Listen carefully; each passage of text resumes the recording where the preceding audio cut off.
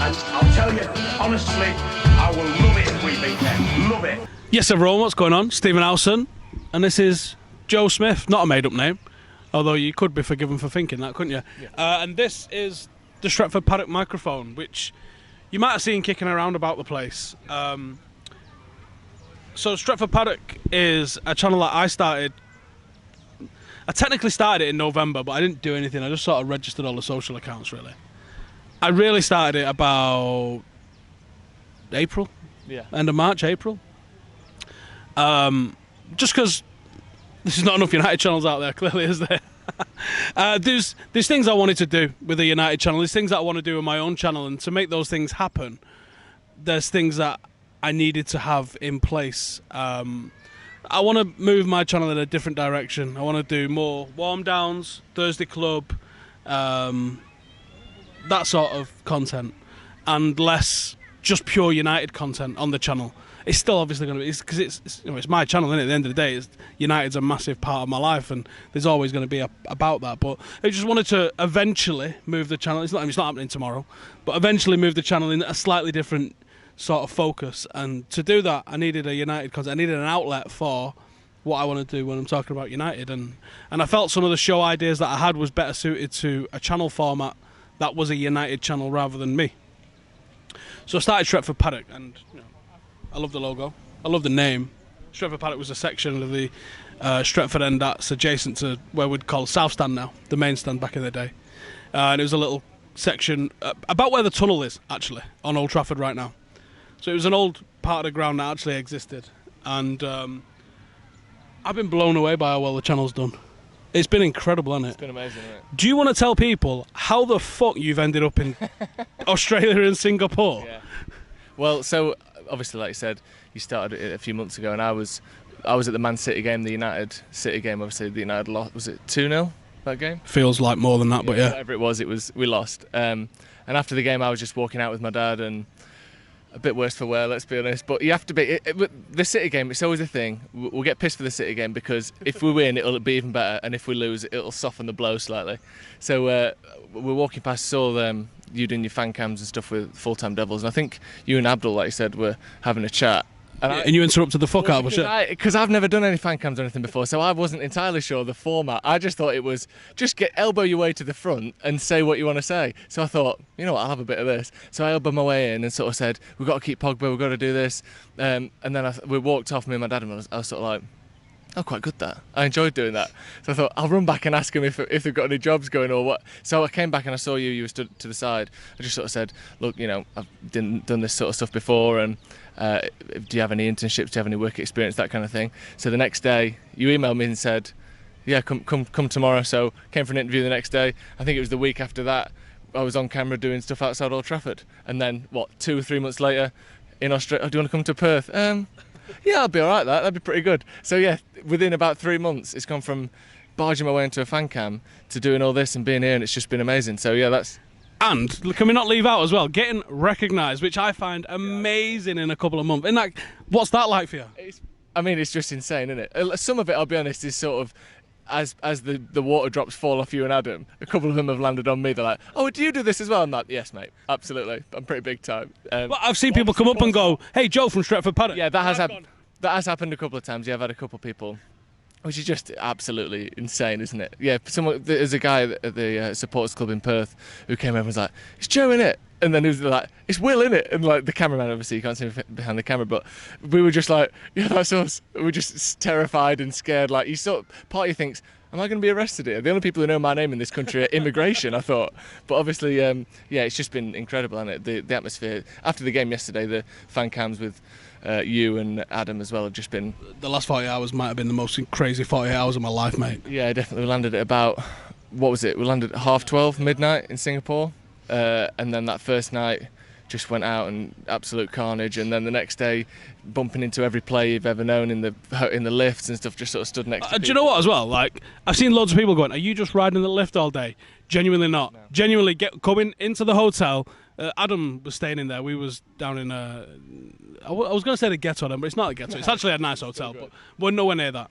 And we would walk in, go into the lift, and there would just be people in the lift. Mostly it was coming down, actually, rather than going up. But there was loads of times where we walked in the other day and it was McTominay, Darmian, Lindelof, somebody else just stood in a lift as it was closing in front of us. Going into the player hotel was just... There was just tons of them everywhere, weren't there? I think it's the players who are just riding the lift up and down more than us. They want people to sign autographs with them and stuff. Yeah, it was crazy, wasn't it? And then obviously yesterday, was it? Everything's gone such a blur. But we're going to meet Dimitar Berbatov and taking the train with him, and Lee Sharp was there as well. It's just been non-stop, hasn't it? It's just been amazing. Well, we didn't take a picture with these guys as well because it was probably a competition for who was the most smashed. But we saw Dennis Irwin and Robbo in there as well. We tried to get them back to ours for a few rums, and it was like, oh, I don't drink rum. And I'm like, I don't believe you. I don't believe that. No, there'd definitely been a bit of rum drank that night already. So the reason we ended up taking Stretford Paddock, it wasn't my intention in the first place. I'd saved up a little bit of cash from the Betbull deal that we had in April with an earmark to go and do the whole tour on the back end of that. And it was meant to be taking me and Will, the cameraman that's behind the camera right now. And then I spoke to someone about the visas for China, and Will pissed off back home and with his passport and wasn't going to be coming back for a few days. And you have to leave your passport with the Chinese embassy to get a visa. And there was like 1 working day grace where if we didn't get it back in time, we had 1 day to get it, and then we would have been going to Australia. And I'd heard a few nightmares. Even Manchester City have had nightmares and stuff because of all theirs as well. So that's delayed their pre-season. They've got more budget than I have. And I couldn't afford to just be like, what if we can't go to China, to Australia? So I said, you know what? Look how much it is. I still had to pay for the hotel in China, which has ground my gears a little bit, yeah. But I didn't have to pay for the flights. I managed to get the money back on the flights. And the money back that we got on the flights was enough to be able to bring Joe.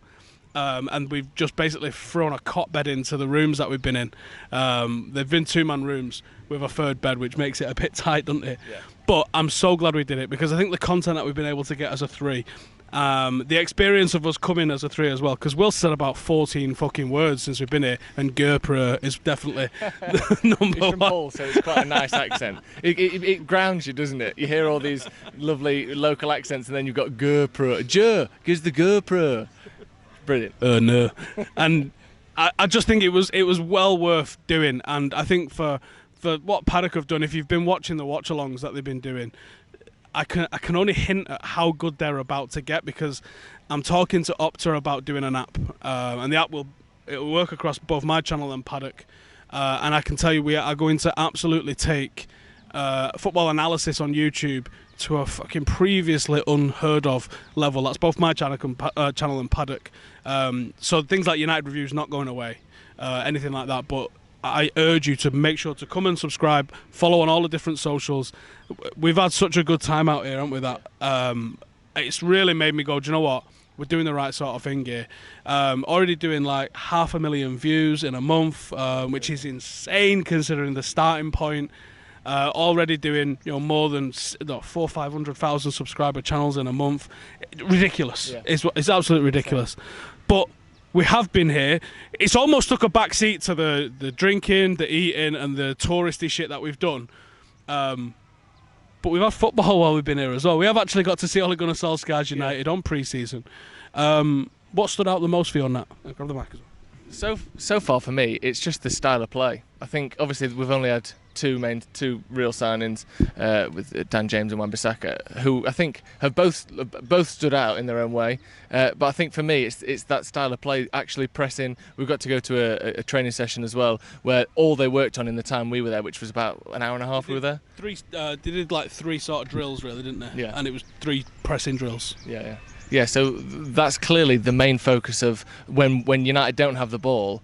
It's not sitting back like it was under Mourinho. Even Van Gaal, I think, it was a strange sort of mixture of the two, wasn't it? Where we didn't really press enough to win the ball back early, but then we kind of didn't really. It was just a bit of a mess, really. I think some of the players that have been there through these last 3 managers must be just scratching their head thinking, we've got to do this all again.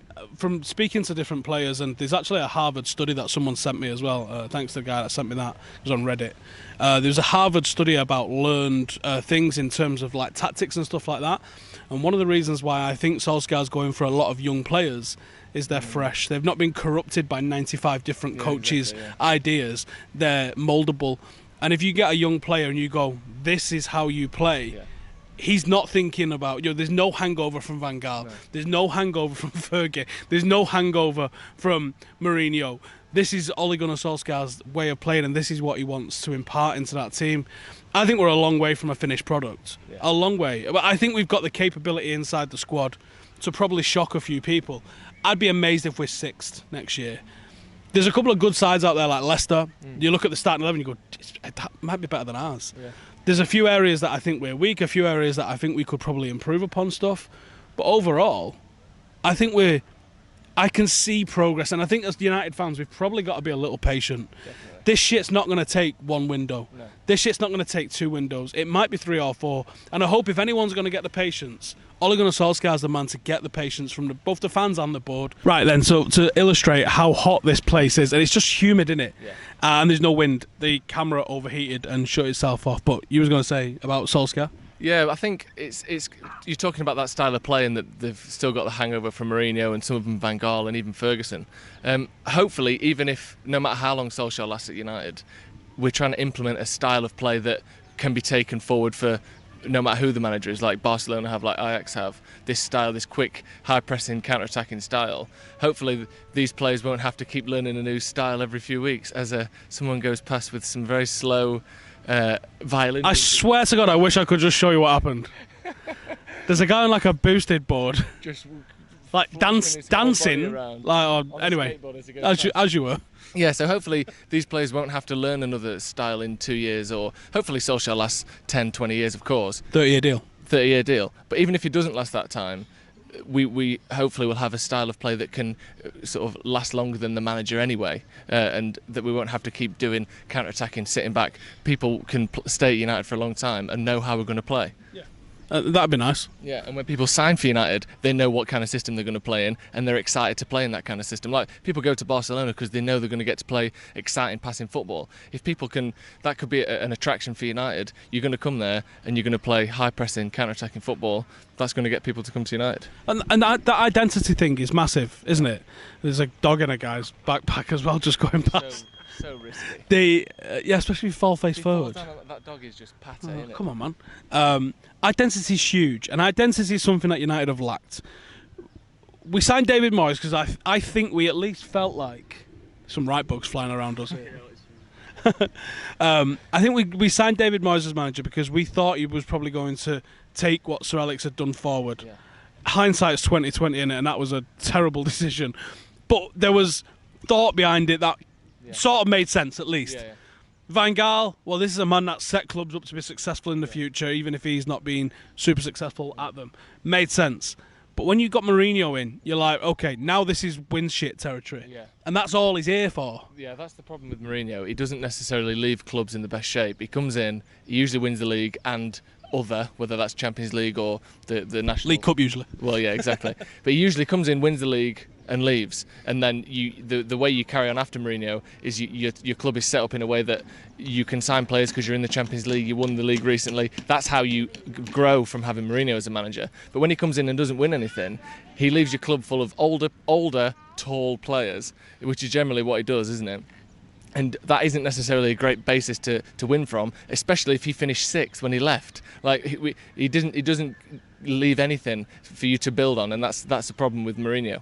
It happened again. The camera went off. So we'll wrap this up pretty quickly. But identity, I think, is a massive thing, and I think that's the reason why we have been seeing him sign so many young players. Partly to be able to impart them with his tactics with more ease than those that have gone through tons and tons and tons of different managers. But also because this is the sort of system that he wants to try and build. He wants to buy players with a job. Imagine that, buying players to fit a system.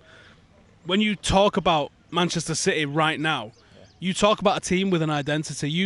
You can say a Manchester City goal. Yeah. You can know who they're playing and go, this is how they're probably going to line up.